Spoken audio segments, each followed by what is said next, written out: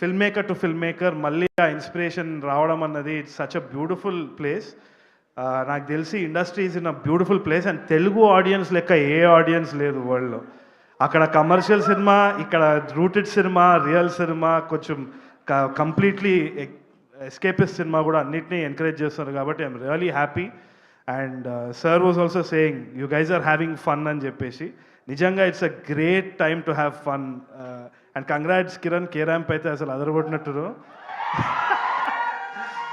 So that is one thing. ఇంకోటి, ఈ cinema గురించి ఒక క్యూరియాసిటీ ఉండే, అందుకని నేను ఇవాళ వచ్చిన.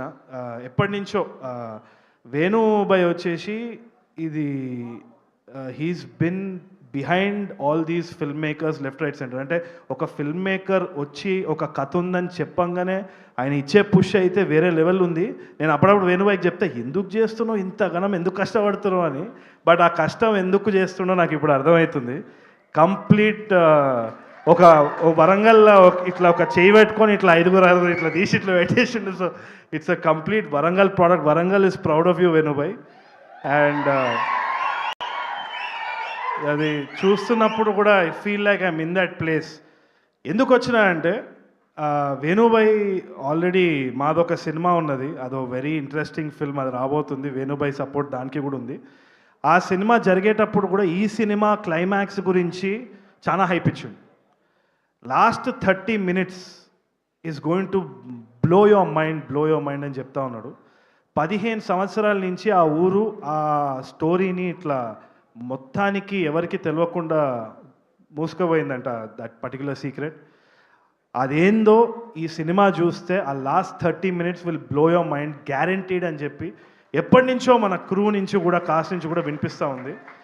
అది ఆ స్టాంప్ ఏ రోజైతే వేణుబాయ్ నుంచి వచ్చిందో నేను నమ్ముతా. ఎందుకంటే విరాట పర్వం చూసినప్పుడు టిష్యూలు సరిపోలేదు, నేను ఇట్లా ఏడుస్తూ ఉన్నా ఇట్లా.